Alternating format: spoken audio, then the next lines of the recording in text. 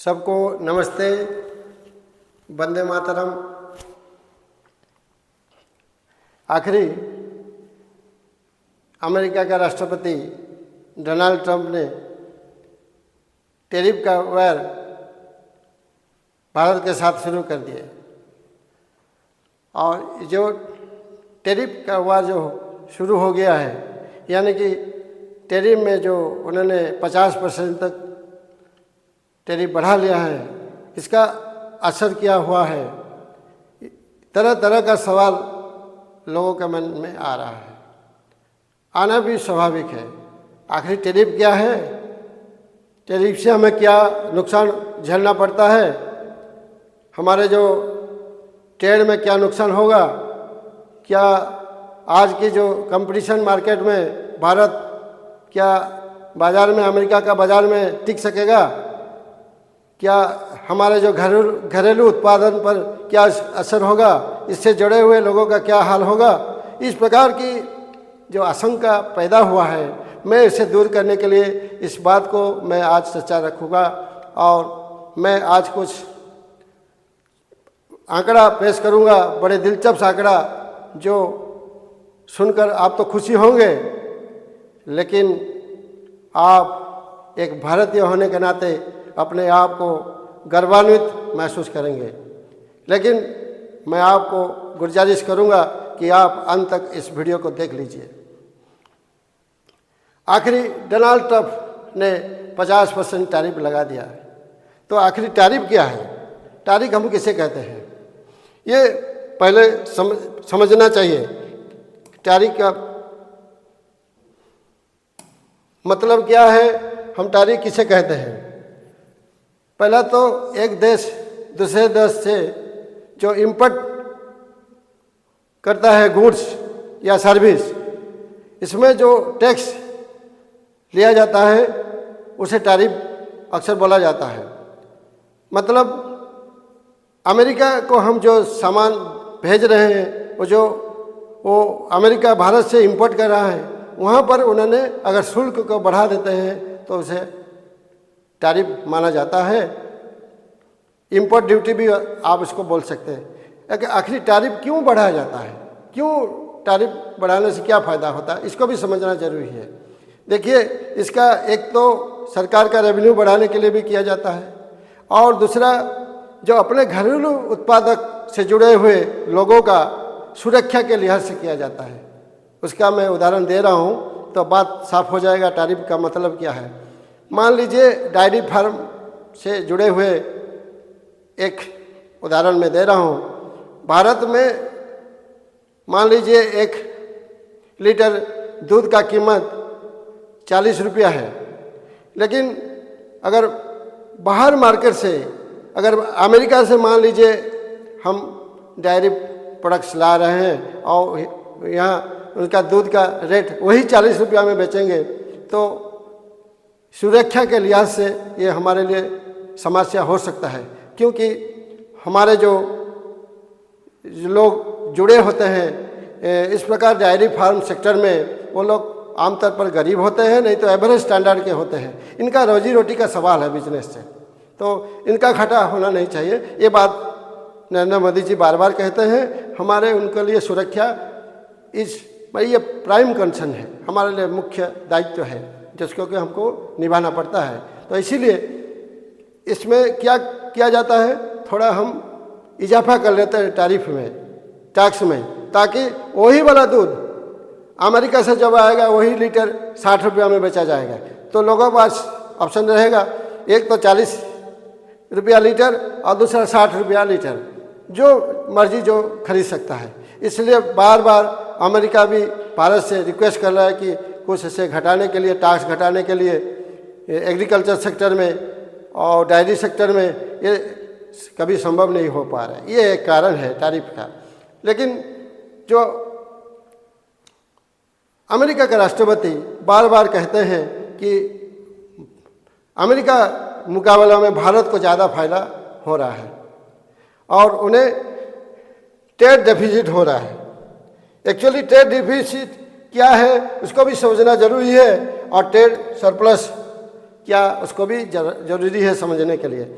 तो उससे पहले एक बात पर आप ध्यान दीजिए कि the United states in India's largest trading partner, a position it has held for 4 consecutive years as of 2024-25 with a bilateral trade volume of 131.84 billion US dollar in the last fiscal years। इसका मतलब है कि consecutively 4 बार लगातार भारत का सबसे बड़ा partner trade में United से रहा है। तो एक आंकड़ा का मुताबिक 2024-25 का फिजिकल ईयर ले लीजिए, तो वहाँ पर दोनों देश के बीच जो हुआ है टोटल ट्रेड वॉल्यूम क्या है, 131.84 बिलियन US डॉलर। तो इसे अनुमान कीजिए कि कितना महत्व है दोनों देश के बीच का जो ट्रेड पार्टनरशिप। उसके अलावा जो वो बार बार कहते हैं कि हमारा ट्रेड डेफिसिट होता है, बात क्या है उसको भी आप गौर से सुनिए। ट्रेड डेफिसिट क्या है? A trade deficit occurs when imports exceed exports leading to negative balance of trade. Imports जब एक्सीड होता है एक्सपोर्ट से, जो इंपोर्ट्स आयात ज़्यादा होता है निर्यात से, तब ये ट्रेड डेफिसिट होता है। उदाहरण से बात साफ हो जाएगा। अमेरिका कहने का मुताबिक वो भारत को ज़्यादा फायदा दे रहा है, यानी कि भारत से ज़्यादा सामान वो खरीद रहा है, लेकिन भारत में ज़्यादा वो सेलिंग कर नहीं पा रहा है, बेच नहीं पा रहा है, इसलिए ट्रेड डेफिसिट हो रहा है। लेकिन ये बात कुछ अलग है, ये सच नहीं है। आप उस तरफ देखिए कि सच में सर्विस सेक्टर में अमेरिका का फ़ायदा भी हो रहा है, ऐसा नहीं कि उसका फ़ायदा नहीं मिल रहा है। तो क्या है सर्विस सेक्टर में कैसे फ़ायदा हो रहा है? देखिए ट्रेड सरप्लस कैसा हो रहा है। A trade surplus occurs when a country's exports are greater than its imports indicating a positive balance of trade. तो इसे ट्रेड सरप्लस कहते हैं। तो क्या होता है, निर्यात उसके आयात से अधिक होता है। मतलब अमेरिका का जो सर्विस सेक्टर में भारत को ज़्यादा निर्यात होता है, सर्विस सेक्टर से उसे ज़्यादा फायदा हो रहा है इंडिया के मुकाबले से। तो इस आंकड़ा से पता चलता है कि उसका क्या वैल्यू है। मैं और एक आंकड़ा आपके सामने पेश करने जा रहा हूँ, आप ध्यान दीजिए। United states trade representative USTR का जो रिपोर्ट है, ये रिपोर्ट के मुताबिक क्या है, US and India service trade is very close to balance, यानी दोनों देश अपने आप बिजनेस ट्रेड में कॉम्प्लीमेंटरी है, एक दूसरे से ज़्यादा निर्भर होता है और बैलेंस रहता है।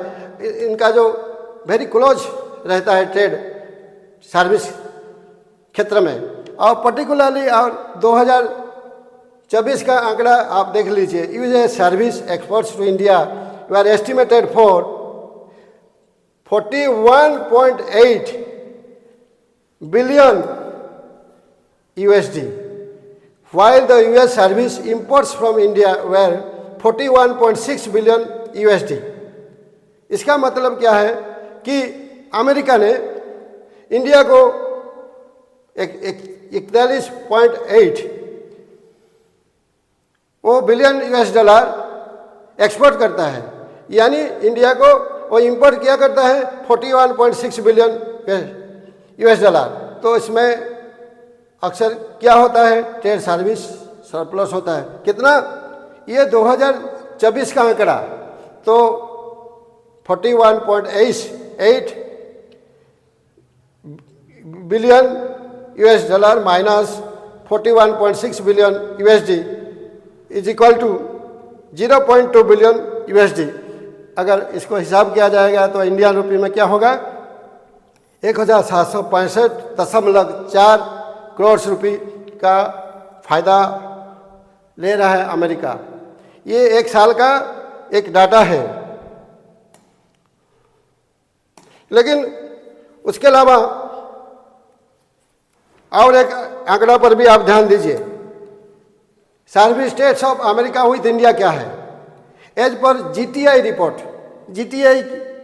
जीटीआरआई क्या है? Global trade research initiatives. According to global trade research initiative GTRI report, the United States earn between 80 to 85 billion USD annually from India through various sectors like education, digital, service, finance, intellectual property and defense, resulting in a true US economy surplus of 35 to 45 billion USD with India। इसे पता चलता है कि जीटीआरआई जो report है annually जो United states कितना वो कमा रहा है 80 to 85 बिलियन USD में कमा रहा है। तो थ्रू वेरियस सेक्टर्स, खासकर education, digital, service, finance, intellectual property, defence, ये सब एरिया से वो कमा रहा है। तो इकोनॉमिक सरप्लस भी उसका हो रहा है 35 to 40 बिलियन USD में होता है।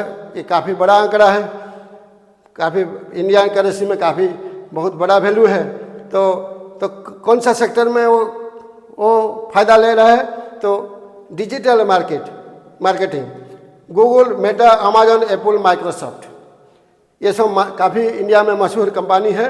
और ग्लोबल कैपेबिलिटी सेंटर GCCS, तो Walmart, HBM, Dell, intellectual property से वो Hollywood film, streamline service, Netflix, Amazon Prime video, Spotify, YouTube etcetera.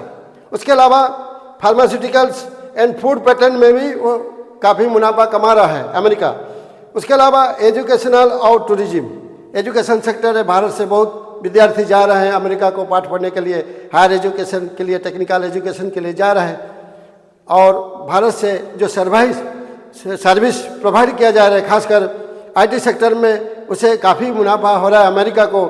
साथ में भी हमें भी फ़ायदा हो रहा है, हमारे जो आईटी सेक्टर में कुछ अनएम्प्लॉयमेंट में भारत का सॉल्व होता है। तो और इसके अलावा टूरिज्म, हमारे लिए टूरिज्म एक अच्छा स्पॉट है अमेरिका, तो इसमें भी वो काफ़ी मुनाफा कमा रहा है। तो इसे अगर कुल मिलाकर देखा जाएगा तो हालात दोनों देश के फेवर में है जहाँ तक ट्रेड का सवाल है। इसीलिए एक दूसरे को आरोप लगाना नहीं चाहिए। और जहाँ तक ट्रेड का सवाल है ना, आपसी सहमति से होता है, ना कि दुश्मनी से होता है, ना कि धोखाबाजी से होता है, गद्दारी से होता है। ये आपसी सहमति से होता है। इसीलिए कोई किसी को दबाकर, धमकाकर, थ्रेटनिंग देकर ये नहीं हो सकता है।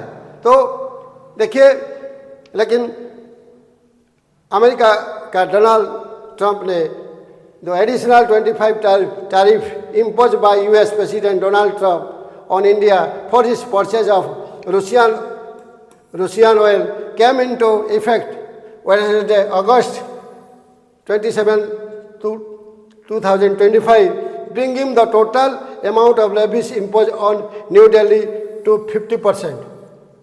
यानी कि पहले से तो वो रेसिप्रोकल टैरिफ 5% लगा रहा था, समहाउ इट इज मैनेजेबल।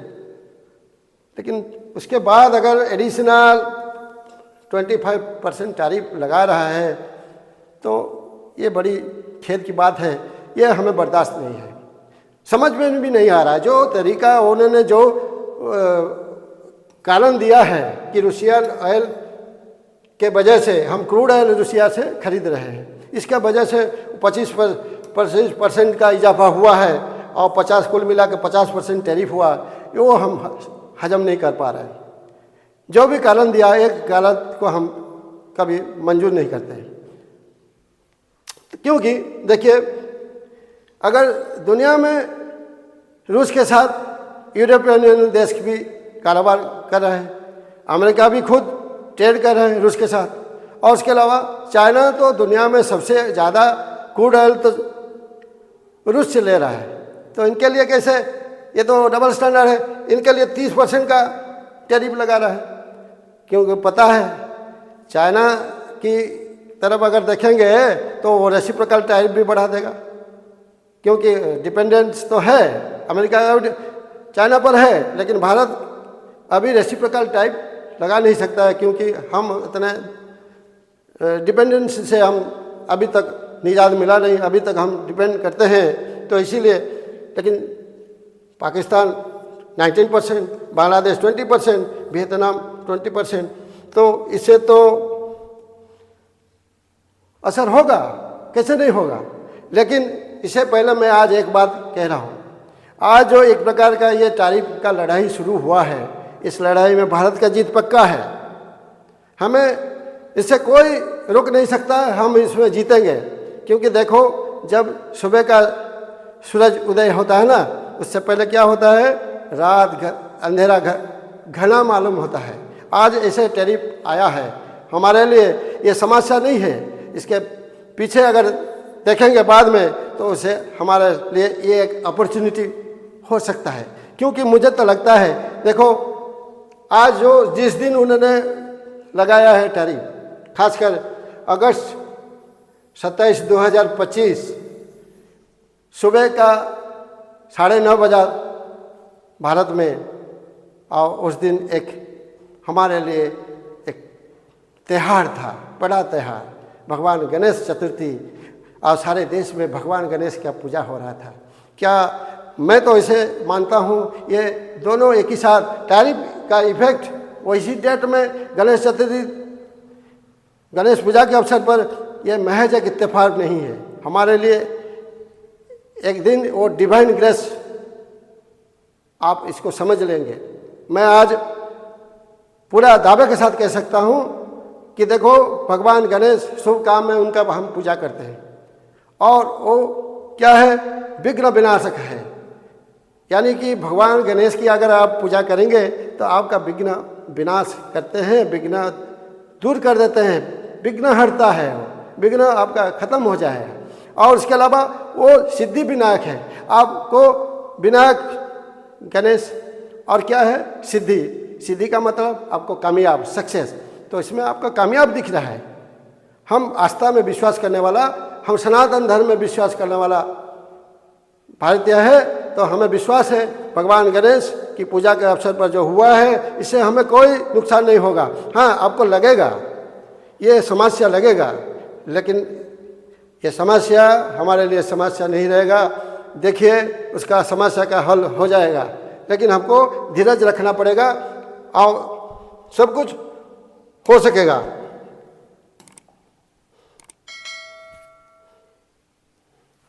लेकिन वो जो टैरिफ बढ़ाया गया है भारत के खिलाफ, कौन सा सेक्टर में टैरिफ बढ़ाया गया है, कौन सा सेक्टर में टैरिफ बढ़ाया गया है, नहीं, उसको भी आप ध्यान से देखिए। आपको इसमें कुछ संदेश मिल जाएगा कि बड़े चालाकी से ये काम को अंजाम दिया गया है। देखो, जहाँ जहाँ कंपटीशन हुआ है, जहाँ जहाँ खासकर textile, gems and jewellery, seafood products, carpets और auto spare parts, leather goods, झींगा का खासकर, देखो वहाँ कंपटीशन हो रहा है। भारत की ओर से झींगा सप्लाई हो रहा है, उड़ीसा, आंध्र, गुजरात, वेस्ट बंगाल से सप्लाई हो रहा है, लेकिन दूसरे देश से भी तो हो रहा है ना, मैक्सिको से हो रहा है, वियतनाम से हो रहा है, तो वहाँ पर टैरिफ कम है, तो इसका तो अवसर होगा। तो ये सब जो है, टेक्सटाइल हो, जिम्स एंड ज्वेलरी हो, सी फूड्स प्रोडक्ट्स, ये सब ऑटो पार्ट्स हो, इसमें काफ़ी लोग जुड़े होते हैं, काफ़ी उसमें टेक्निकल लेबर्स सब कुछ जुड़े होते हैं। तो लोगों का ये एक प्रकार का इंडस्ट्री है, तो अगर सप्लाई चेन में अगर ब्रेक होगा तो इसका असर होना तो लाजमी है। तो थोड़ा बहुत असर होगा, क्योंकि अगर मार्केट में अगर आपका डिमांड कम हो जाएगा तो आप क्या करेंगे, प्रोडक्शन करके भी क्या फ़ायदा, आप प्रोडक्शन कैसे करेंगे, करेंगे तो उसका मार्केटिंग होना चाहिए। लेकिन ये समस्या जो है, लेकिन आप देखिए चालाकी से कैसे इसको अंजाम दिया गया है, इसको भी समझने का ज़रूरत है। फार्मास्यूटिकल में आपका टैरिफ बढ़ाया नहीं, क्यों? क्योंकि बहुत सख्त ज़रूरत है फार्मास्यूटिकल सेक्टर में इंडिया के लिए, और बेचना जितना ज़रूरी है उससे खरीदना ज़रूरी है, अमेरिका के लिए सख्त ज़रूरत है। इसमें अगर बढ़ोतरी हो जाएगा तो क्या होगा, तहलका मच जाएगा अमेरिका में। उसने जानबूझकर उसको टैरिफ से मुक्त किया गया है। बाकी रहा कंज्यूमर इलेक्ट्रॉनिक्स। कंज्यूमर इलेक्ट्रॉनिक्स का भी बड़ा बाजार है भारत को अमेरिका के लिए। तो वहाँ पर क्या क्या उन्होंने नहीं किया, क्योंकि देखो जो आईफोन है, आईफोन का हम निर्यात करने वाला भारत सबसे बड़ा देश है अमेरिका के लिए। हम चाइना का भी इससे पीछे छोड़ चुके हैं। तो मांग है, तो इसमें अगर रेट बढ़ जाएगा तो क्या होगा। खासकर कौन लोग आईफोन इस्तेमाल करते हैं? यूथ। तो यूथ का टारगेट में ट्रम्प सरकार आ सकता है। और ऐसा तो अभी टैरिफ के वजह से ट्रम्प सरकार की, ट्रम्प की तो काफ़ी फजीयत हो रहा है। घर से भी वो लोग उसके छोड़ नहीं पा रहे, उनके खिलाफ रास्ते में आ रहे लोग।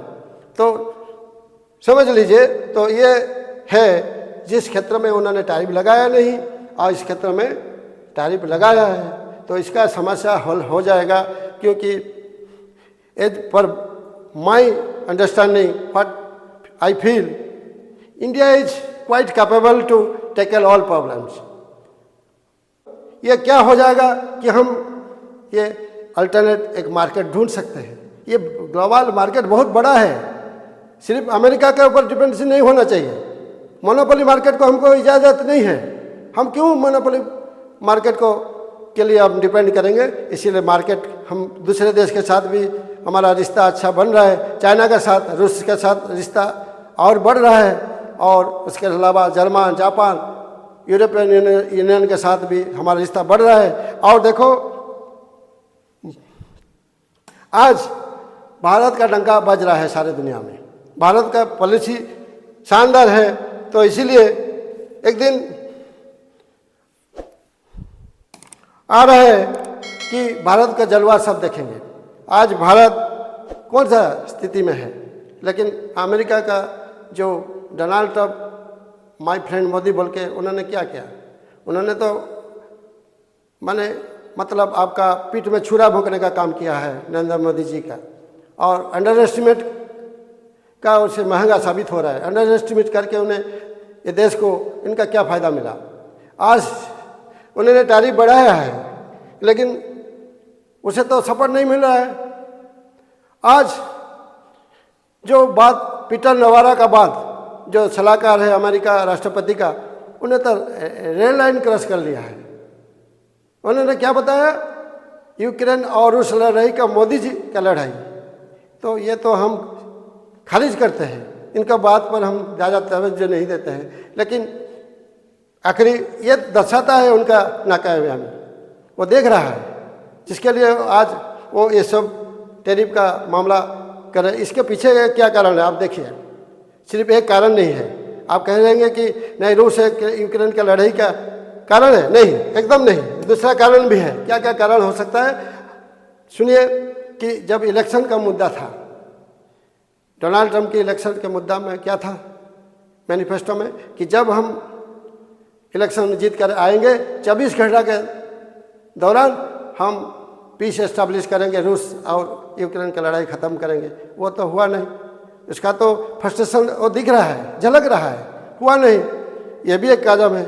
और दूसरा है कि भारत का नीति और नीयत कुछ अलग है। हम गुटबाजी में, गुट निरपेक्षता को हम विश्वास करते हैं। इसीलिए हम किसी से ज़्यादा दोस्ती करके किसी से दुश्मनी नहीं लेते हैं, हम बैलेंस करते हैं। इसीलिए वो खुलकर हम किसी का साथ समर्थन नहीं कर पाते हैं। इसका अंजाम भी हमको भुगतना पड़ता है, ठीक है। लेकिन हम नीति और नीयत से कॉम्प्रोमाइज़ हरगिज नहीं करेंगे।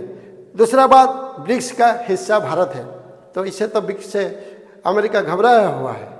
तो ये भी एक कारण है। और एक कारण है, बहुत सा कारण में, और एक हाल ही में जो हुआ ऑपरेशन सिंदूर। ऑपरेशन सिंदूर भारत और पाकिस्तान के बीच हुआ। ये तो कन्वेंशनल वार नहीं था। अगर दूसरे देश होता तो कन्वेंशनल वार हो जाता है। लेकिन आज सीखना चाहिए, आज देखना चाहिए भारत की ओर हमने कैसे इस सिचुएशन को टैकल किया। सिर्फ आतंकवादी को हमने निशाना बनाया नहीं, कि हम निहत्थे लोगों को हमने मारने की कोशिश नहीं किया। ये सीखना चाहिए। हम शांति में विश्वास करते हैं, लेकिन जो सीज फायर हुआ इसका क्रेडिट डोनाल्ड ट्रंप लेना चाहते थे, जिसको कि हमें मंजूर नहीं है। दरअसल में ऐसा नहीं हुआ था। पाकिस्तान के रिक्वेस्ट पर ये सब हुआ था। DGM लेवल के बात हुआ तो सीज फायर हुआ, अच्छा काम हुआ है। लेकिन उसको बार बार डोनाल्ड ट्रंप कहते हैं कि हमने सीज फायर किया, जिसको कि हमें मोदी जी का मंजूर नहीं, किसी का मंजूर नहीं। ये भी एक कारण हो सकता है। ऐसा बहुत सा कारण है जिसका दिख रहा है, साफ झलक रहा है। तो जाहिर सी बात है कि एक वजह से हम पर ये टैरिफ का बोझ नहीं थोपा गया है, इसका तरह तरह के कारण है। लेकिन हमारे लिए ये वरदान साबित हो सकता है, अपॉर्चुनिटी हो सकता है। आज देखो चाइना के साथ रिश्ता बढ़ रहा है, बढ़ना चाहिए। एक पड़ोसी होने के नाते चाइना का साथ रिश्ता बढ़ना चाहिए। इसका मतलब नहीं कि अमेरिका से हमें दुश्मनी हो गया, नहीं। अमेरिका के साथ भी रिलेशन भारत का एक स्ट्रैटेजिक पार्टनरशिप है, और वो आज नहीं तो कल, मुझे जितना यकीन है, ये सब फिर रिश्ता पटरी पर आ जाएगा। ये दरार नहीं रहेगा, मुझे यकीन है। इसका बावजूद रूस के साथ भी हमारा संबंध बढ़ रहा है, तो इससे हमारा डिप्लोमेसी का जीत हुआ है। आज भारत का डिप्लोमेसी का लोहा सारे दुनिया मानता है। आज देखो दुनिया में क्या हुआ। आज अर्नस्ट एंड यंग का रिपोर्ट, EY का रिपोर्ट, अगर इस रिपोर्ट को अगर देखेंगे तो 2025-26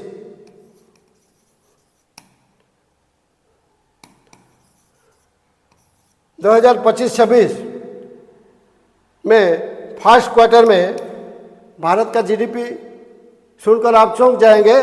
भारत का जीडीपी 7.8% जीडीपी भारत का रहा। ये तो शानदार है। 7.8% जीडीपी का मतलब क्या है? यानी कि India is the largest growing economy, सारे विश्व के सबसे द्रुत गति में, यानी कि स्पीडिएस्ट, तेजी से बढ़ने वाला अर्थनीति, अर्थ के बढ़वा देने वाला, तेजी से बढ़ने वाला, ये भारत को शक्ति को दर्शाता है। आखिर भारत है क्या? अगर यही अर्नेस्ट एंड यंग के रिपोर्ट के अगर आप देखेंगे तो 2028 के बाद बड़ा सा परिवर्तन होने जा पा रहा है भारत के लिए। एक खुशखबरी, उनका रिपोर्ट ये दर्शाता है कि भारत तीसरा अर्थशक्ति बन जाएगा। कैसे? कि हमने अभी 4th पोजीशन में है। भारत का आर्थिक हालात, जो आर्थिक स्थिति क्या है, 4th पोजीशन है इंडिया में। जीडीपी के हिसाब से अगर देखेंगे तो हमने काउंटर किया, जापान से आगे बढ़ गया। अभी क्या हुआ, हमारे सामने जर्मन है, हम जर्मन को भी ओवरटेक कर सकते हैं। ये डाटा 2028 स्टर्न एंड यंग के रिपोर्ट के हिसाब से।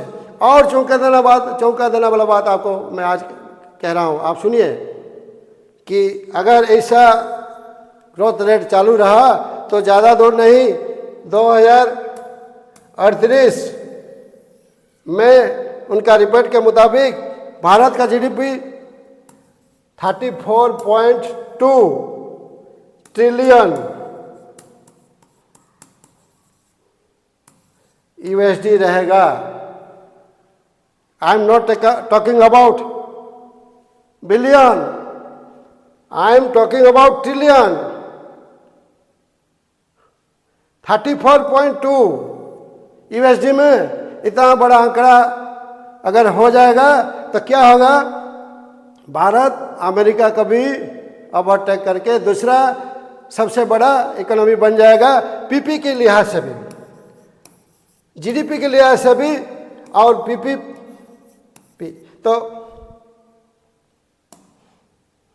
तो ये पीपीपी क्या है? पीपीपी है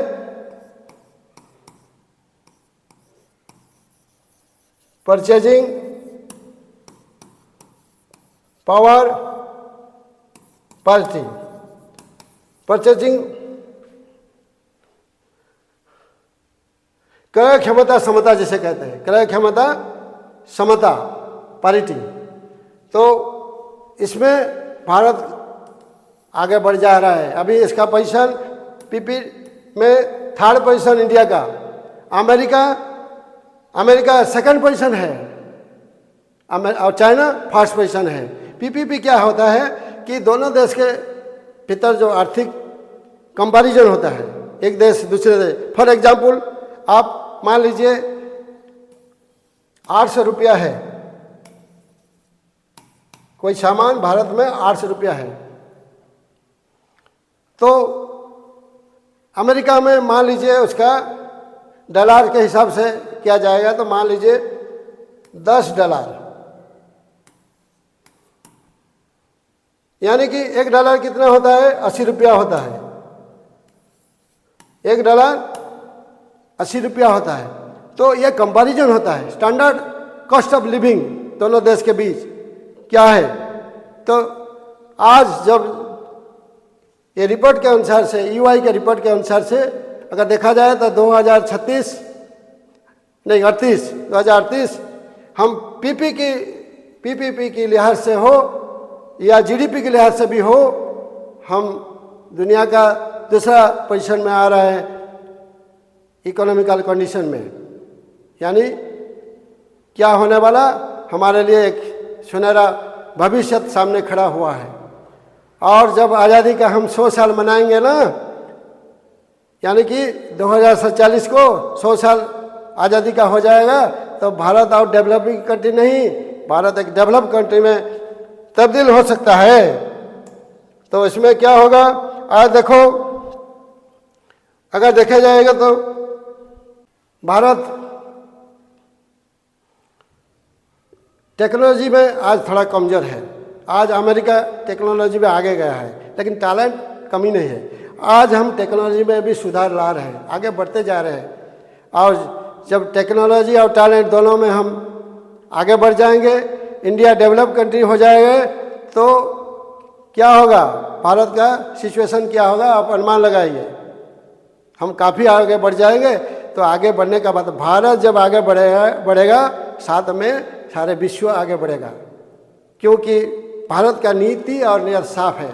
आज अमेरिका आगे बढ़ चुका है, लेकिन वो मनमानी कर रहा है, मार्केट में टैरिफ लगा रहा है। आज देखो युद्ध का सामान बेचने में सबसे आगे है अमेरिका।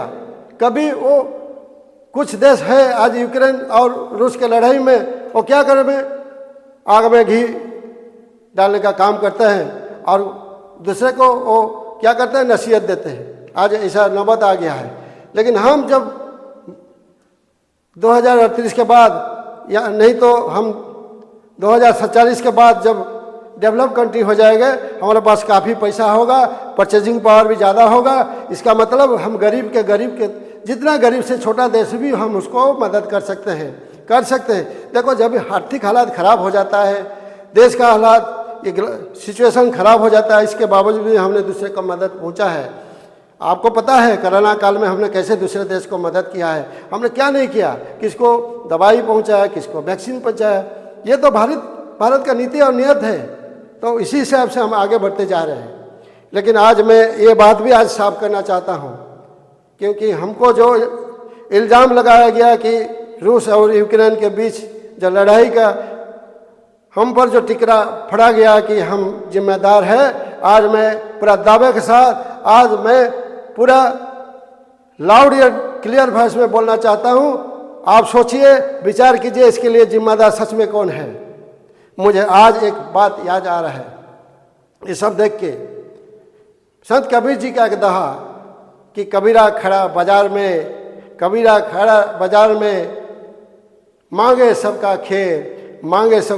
खेर ना काहू से दस्ती ना काहू से पैर। इसका मतलब है, कबीर जी कहते हैं कि ये दुनिया में हम किसी के साथ दुश्मनी करेंगे नहीं, और किसी के साथ ज़्यादा दोस्ती करके किसी का साथ दुश्मनी करना नहीं चाहिए। ये हमारा नीति का नियत का दर्शाता है। तो हम क्या करते हैं, हम गुटबाजी में विश्वास नहीं करते हैं। आज देखो, आज यूक्रेन खुद आज अपने पैर में कुल्हाड़ी मारा है। आज एक देश मोहरा बन गया है। आज क्या हासिल हुआ है आज सारे दुनिया देख रहा है, इसका कोई चिंता नहीं है। कितना कैजुअलिटी हुआ है यूक्रेन का, आज इसका अंदाज नहीं है। आज सब कुछ वहाँ पर इंफ्रास्ट्रक्चर तहस नहस हो गया है, काफ़ी लोग बेघर हुए हैं, कुछ लोग तो देश छोड़कर भाग गए हैं। अभी भी अगर जंग को अगर रुकवा दिया जाएगा, जो नुकसान हुआ है उसको भरपाई करना सरकार की बस में बात नहीं है। लेकिन कौन जिम्मेदार है, किसने ये जंग भड़काया है? अगर बात रहते, ये बात को समझ लेता, चाहे रूस से भी दुश्मनी मोड़ नहीं लिया होता, क्या ज़रूरत था नाटो का मेंबरशिप लेना? क्या उससे बहुत फायदा हो जाता? आज इतना नुकसान हुआ है, थोड़ा देखना चाहिए, सोचना चाहिए। ये गलत नीति के वजह से हुआ है, ये डिप्लोमेसी गलत हुआ है।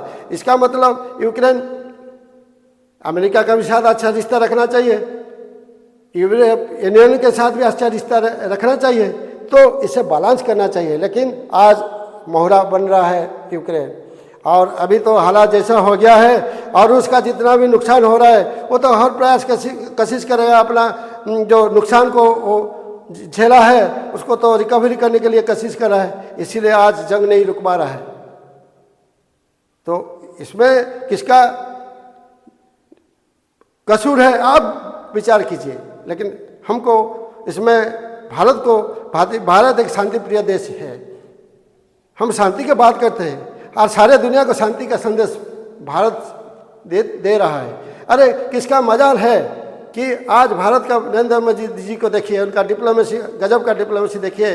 रूस के सर जमीन में जाकर रूस को यही बात वो हिदायत देते हैं कि अभी युद्ध का घड़ी नहीं है, ये युद्ध का समय नहीं, everything should be settle amicably. और डिप्लोमेसी की तरीके से दोनों देश बात करके ये मसला का हल कीजिए। अरे इतना बड़ा संदेश कौन दे सकता है? इसीलिए हम रूस को भी समझा रहे हैं, यूक्रेन के भी समझा रहे हैं। समझाने के अलावा और क्या हम हथियार देंगे? हम क्या जंग भड़काएंगे? ये हरगिज नहीं हो सकता है। भारत ऐसा कभी नहीं कर सकता है। भारत शांति प्रिय राष्ट्र है, हम शांति का संदेश देंगे। तो आज देखो, और मैं एक बात मुझे आज याद आ रहा है इस अवसर में, सी अरविंद एक बड़े क्रांतिकारी नेता थे, वो बड़े महायोगी भी थे, एक स्पिरिचुअल लीडर भी थे। आज इनका बात याद आ रहा है। वो जो सपना, 5 सपना उन्होंने खासकर देखे थे, उसे एक सपना काफ़ी महत्व है। क्या है सपना? 5 सपना में एक सपना क्या महत्व है कि भारत एक दिन स्पिरिचुअल गुरु बनेगा। भारत एक दिन स्पिरिचुअल गुरु बनेगा।